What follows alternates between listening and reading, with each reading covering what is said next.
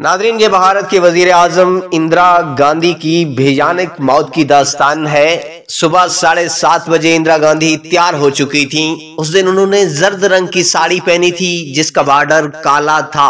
दोपहर में उन्हें बरतानिया के साबिक वजीर आजम जेम्स कैलिगन और रियासत मिज़ोरम के एक सियासी रहनुमा से मुलाकात करनी थी और शाम को वो बरतानिया की शहजादी एन के एजाज में डिनर का एहतमाम करने वाली थी। 9:10 पर जब इंदिरा गांधी बाहर आई तो खूबसूरत धूप चमक रही थी। उन्हें धूप से बचाने के लिए सिपाही नारायण सिंह काली छतरी लिए उनके साथ साथ चल रहे थे। उनसे चंद कदम पीछे कांग्रेस के अहम सियासी रहनुमा R.K. धौन और उनके पीछे इंदिरा गांधी के जाती खादिम नाथू राम थे। अचानक वहां तैनात सिक्योरिटी गार्ड बेअंत सिंह ने अपनी रिवॉल्वर निकाली और इंदिरा गांधी पर निशाना लगाया। इंदिरा गांधी के पेट में गोली लगी। इंदिरा ने चेहरा बचाने के लिए दाएं हाथ घुमाया, लेकिन तभी बेअंत सिंह ने 2 और फायर किए। ये गोलियां इंदिरा की बगल, सीने और कमर में लगीं। वहां से 5 फीट की दूरी पर सतवंत सिंह अपनी थॉमसन ऑटोमेटिक कार्बाइन के साथ खड़ा था। इंदिरा गांधी को गिरते हुए देखकर वो दहशत ज़दा हो गया और अपनी जगह से हिला भी नहीं। तभी बेअंत सिंह ने चिल्लाकर कहा, गोली चलाओ। सतवंत ने तभी अपनी ऑटोमेटिक कार्बाइन की सभी 25 गोलियां इंदिरा गांधी के जिस्म में उतार दी। बेअंत सिंह को फायर किए हुए 25 सेकंड गुजर चुके थे और वहां तैनात सिक्योरिटी दस्ते की जानिब से कोई रद्द-ए-अमल नहीं आया। अभी सतवंत गोली चला ही रहा था कि सबसे पीछे चलने वाले रमेश्वर दयाल ने आगे दौड़ना शुरू किया, लेकिन वो इंदिरा गांधी तक पहुंचे भी नहीं थे कि सतवंत सिंह की गोली उनकी रान और पैर में लगी और वो वहीं गिर गए। इंदिरा गांधी के हमले ने उनकी ये हालत देखी और एक दूसरे को अहकामात देने लगे।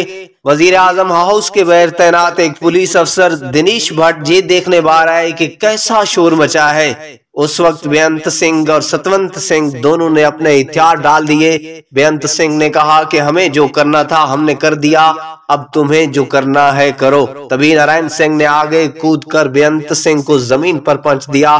करीब के गार्ड रूम से नौजवान दौड़ते हुए आए और उन्होंने सतवंत सिंह को भी अपने घेरे में ले लिया। हालांकि वहां हर वक्त एक एम्बुलेंस खड़ी रहती थी, लेकिन उस दिन उसका ड्राइवर वहां से गायब था। तभी इंदिरा के सियासी मुशीर माखन लाल फोतीदार ने चिल्लाकर कार निकालने के लिए कहा। इंदिरा गांधी को R.K. धौन और सिक्योरिटी एहलकार दिनेश भट्ट ने कार की पीछे वाली सीट पर रखा। आगे की सीट पर धौन, फोतीदार और ड्राइवर था। जैसे ही कार चलने लगी, इंदिरा गांधी की बहू सोनिया गांधी नंगे पांव अपने ड्रेसिंग गाउन में मम्मी मम्मी चिल्लाती हुई भागती हुई आई। इंदिरा गांधी की हालत देखकर वो इसी तरह कार में बैठ गईं। उन्होंने खून से लथपथ इंदिरा गांधी का सर अपनी गोद में रख लिया। कार बहुत तेजी से all India institute of medical science यानी एम्स की जानिब रवाना हुई। 4 किलोमीटर के सफर के दौरान कोई भी कुछ नहीं बोला।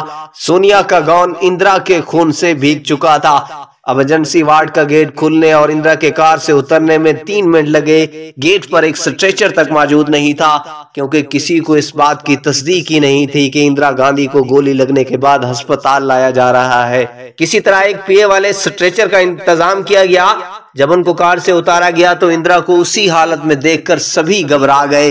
एक डॉक्टर ने उनके मुंह के जरिए उनकी सांस की नाली में एक ट्यूब डाली ताकि फेफड़ों में ऑक्सीजन पहुंच सके। उनके एक फेफड़े में गोली लगी थी और गोलियों की ताकत से रीढ़ की हड्डी भी टूट गई थी। सिर्फ उनका दिल काम कर रहा था। अपने सिक्योरिटी गार्ड के हाथों से गोली मारे जाने के 4 घंटे बाद 2:32 पर इंदिरा गांधी की मौत का ऐलान कर दिया गया। 31 अक्टूबर के दिन सतवंत सिंह ने यह बहाना बनाया कि उनका पेट खराब है, इसलिए उन्हें बैतुल खला के करीब तैनात किया जाए। इस तरह बेअंत और सतवंत सिंह दोनों एक साथ तैनात हुए और उन्होंने इंदिरा गांधी से सिखों के खिलाफ होने वाले ऑपरेशन ब्लू स्टार का बदला लिया।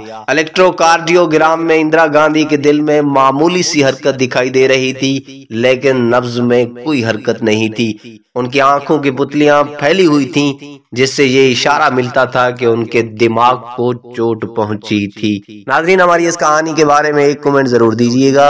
हाँ, अगर अभी तक आपने हमारा चैनल सब्सक्राइब नहीं किया तो प्लीज वीडियो को लाइक और चैनल को सब्सक्राइब करना ना भूलिएगा।